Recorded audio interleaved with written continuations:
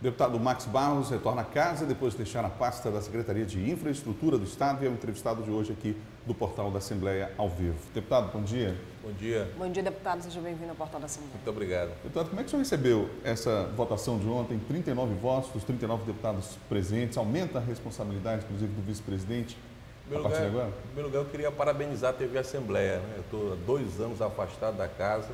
Queria dizer quanta satisfação de ver a estrutura e o conteúdo que tem a TV Assembleia e os profissionais. Então, quero parabenizá-los em primeiro lugar. De fato, aumenta a responsabilidade. Como eu disse anteriormente, eu estou há 2 anos afastado da casa, estava exercendo um cargo no Executivo, a Secretaria de Infraestrutura.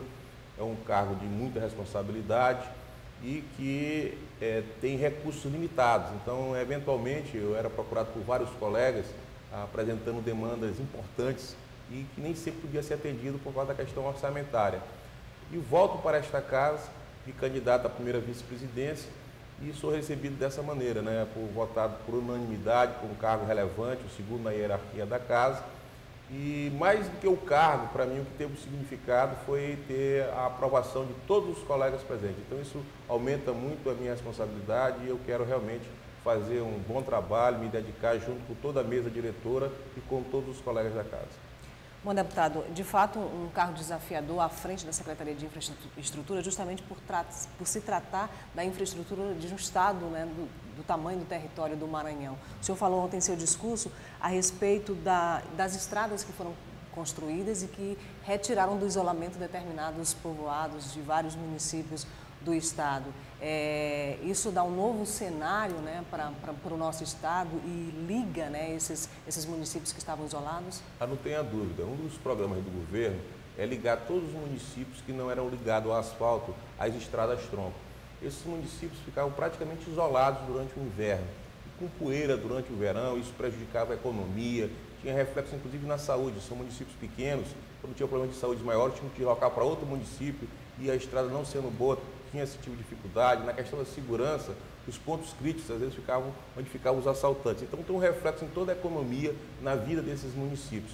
Eram 34 municípios quando nós assumimos a Secretaria de Infraestrutura. Hoje estão faltando apenas 11, onde os projetos de pavimentação já estão contratados e em andamento. 23 já tiveram sequência, 17 as obras estão concluídas, 4 estão em andamento bastante avançado e 2 já foram feitas a metade do trecho. Então, dos 34, restam apenas 11. E já há recursos, nós deixamos recursos assegurados. Esses recursos foram aprovados, inclusive, pela Assembleia, que é o empréstimo BNDES. Você vê na região do Baixo Parnaíba, Água Doce, Santana, que ficavam isolados durante o inverno, Paulino Neves. E também, além do isolamento, tem a questão econômica. Ali é uma região turística, faz parte da Rota das Emoções. Belágua também foi asfaltado, na Baixada, Picuaçu, Porto Rico, Pedro Rosário, Lagoaçu, mais embaixo, Nova Colinas, Buriti Bravo, e por aí vai. Então, Aldeias Altas. Então, todas essas cidades que ficavam isoladas, hoje estão interligadas ao asfalto. Então, é um programa muito importante, que tem tanto o viés econômico quanto o viés social. Deputado, em relação às obras aqui no estado, aqui especificamente na capital, a Avenida Quarto Centenário e a segunda etapa da Via Expressa, tudo está sendo seguido no cronograma normal? Há algum atraso em relação a essas obras? Olha, a ilha de São Luís cresceu muito e, infelizmente, de maneira desordenada. Então, hoje, São Luís, a ilha tem mais de 1 milhão de habitantes, e o trânsito está caótico. Então, se não forem feitas intervenções que já deveriam ter sido feitas anteriormente, vai ser muito mais difícil executar. Então, hoje, para você fazer uma grande obra, uma obra estruturante na ilha de São Luís, você vai ter problema de desapropriação, que é um problema social sério. Você vai ter problema de interferências com as prestadoras de serviço, tipo SEMAR, Rede de Telefone, CAEMA. Então, tem uma complexidade muito maior. Então, foi pensado um projeto para a parte de trânsito em São Luís, que contempla a Via Expressa e contempla também um corredor metropolitano que vai sair da BR-105, passa pelos bairros do São Raimundo, Cidade Operária, Maiobão, Coatraque, Maioba, Vila Luizão, Diviné, interliga com o centro. Esse corredor com uma faixa exclusiva para transporte de massa. Isso é muito importante, tem que ter transporte de massa, transporte coletivo, porque Nenhuma cidade hoje do Brasil comporta todo mundo andando de carro. Se você for em São Paulo, uma das maiores preocupações de São Paulo é com a questão do trânsito. Então, essa questão do transporte de massa foi uma prioridade na região metropolitana. Então, nós já fizemos a metade do primeiro trecho da Via Expressa, né? Até agosto deve estar concluída até Daniel de Latouche. O segundo trecho vai da Daniel de Latouche até o Anil, na Avenida de Santos Dumont. Os recursos já estão aprovados, eu deixei os recursos aprovados no Pacto Mobilidade Urbana, e do corredor metropolitano já tem um projeto executivo e também foi aprovado os recursos no Pacto Mobilidade Urbana. Recursos na ordem de 400 milhões para o primeiro trecho, que vai da BR-105 até a altura do Alphaville, ali próximo ao Araçagi. Deixamos recursos também no Ministério do Turismo para duplicar do Araçagi até o Alphaville. No Ministério do Transportes, para restaurar a Avenida dos Portugueses, recursos na ordem de 12 milhões. Para duplicar a Avenida dos Portugueses até o Porto, recursos na ordem de 25 milhões. E recursos do BNDES de 2,5 bilhões para complementar, dar contrapartida para o corredor metropolitano e para construir uma ponte ligando a Avenida Expressa à Avenida Quarto Centenário. Esses recursos estão todos assegurados, os projetos já estão prontos e eu acredito que vão ser uma realidade e vão contribuir realmente para melhorar o trânsito em São Luís, dando prioridade para o transporte de massa, para o transporte coletivo. Agora, deputado, toda a construção dessa infraestrutura pode facilitar em uma abertura de diálogo para se discutir de fato a região metropolitana de São Luís, ou seja, essas discussões que estão paradas tanto na Câmara quanto aqui no Parlamento e que, sobretudo, uma discussão política? Olha, você tocou num tema fundamental. Por exemplo, esse corredor metropolitano no futuro vai ser um anel que vai cortar os 4 municípios que estão na ilha de São Luís. E esse corredor, onde vai ter o transporte, um corredor exclusivo para transporte de massa, que deve ser o BRT, ele tem obrigatoriamente que estar interligado com os terminais municipais de São Luís, com as linhas semi-urbanas que vêm de São José de Ribamar, Passo Lumiar e Raposo. Então, essa integração metropolitana tem que ocorrer. Existe uma legislação, mas o que precisa realmente é da vontade política dos prefeitos, e eu acho que com a participação do governo do estado, para que isso ocorra. Porque isso é bom para todo mundo, é bom principalmente para a população e também vai ser bom para os administradores desses municípios. Então, eu acho que agora é hora da política para que essa metropolização de fato aconteça. E todos esses projetos que eu falei, principalmente o corredor metropolitano com o BRT, ele só tem sentido integrado com as prefeituras de São Luís, São José de Ribamar, Raposo e Passo Lumiar. A experiência para um parlamentar de passar pelo executivo, isso acrescenta, amplia a visão de um parlamentar, isso interfere até na própria ação aqui no parlamento?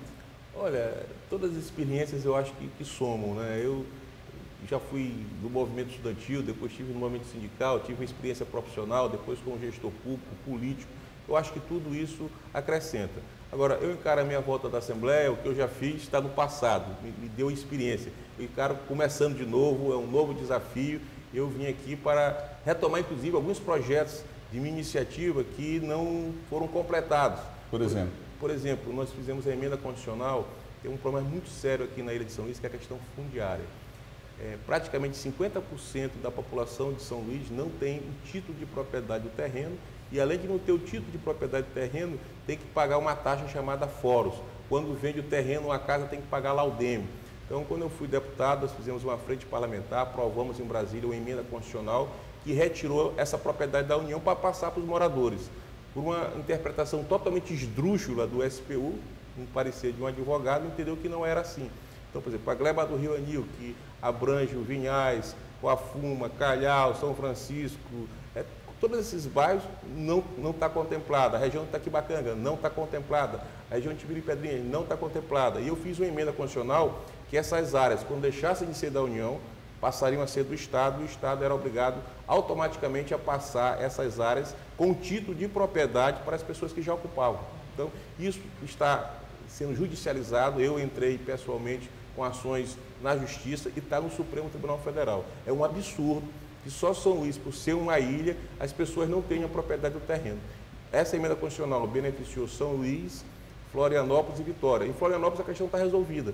O único problema que não existe é em São Luís. Então eu quero retomar junto com os deputados para que a gente resolva essa questão, que é muito importante.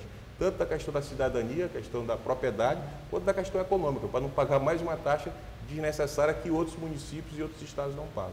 Deputado, o deputado Hélio Soares colocou ontem em discussão no plenário a questão da compensação das indústrias para o estado das indústrias que se instalam no Maranhão. Ainda falta a gente fazer esse exercício direitinho aqui no estado, ou seja, adotar mecanismos para que essas empresas de fato façam suas compensações? Olha, você tocou num assunto que é o primeiro projeto que eu vou apresentar aqui na casa.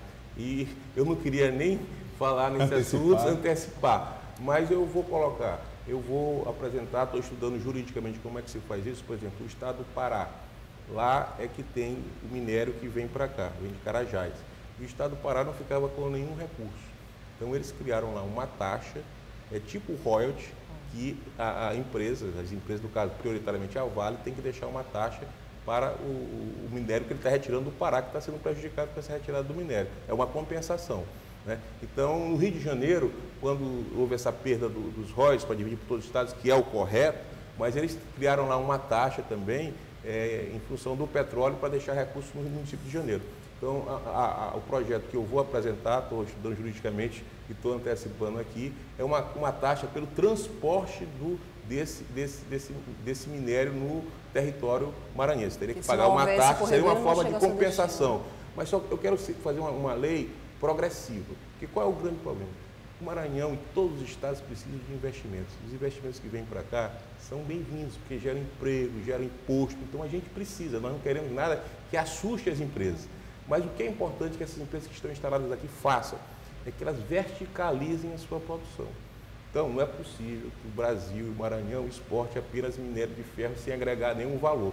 Que é aí que realmente gera um emprego de qualidade. Né? A Alumar exporta basicamente pellets, então tem que verticalizar essa produção. Então essa taxa seria progressiva. No momento que as empresas começarem a verticalizar a sua produção, fabricar laminados, etc., agregar valor a esse produto, empregar mais maranhenses, gerar mais impostos, essa taxa seria reduzida e até extinta. Até porque junto com o desenvolvimento, junto com o investimento, também vem problemas para o Estado, né? Danos ambientais, danos sociais, né? Que precisam ser minorados. Perfeitamente. Deputado, o senhor falou no discurso ontem aqui na Assembleia sobre distorções ainda em relação ao salário dos servidores. Não é? Nós temos aí um plano que o próprio Sindicato de Servidores aponta como um avanço, mas ainda precisamos avançar mais em relação a corrigir essas distorções. O senhor percebeu isso de perto agora, estando no Executivo? Não tenha dúvida. Eu acho que o plano já é um avanço, né? E isso não pode ser feito de uma vez só, mas de fato no Executivo há distorções gritantes. Profissionais que têm a mesma qualificação, um ganha 20 mil, outro ganha 3 mil.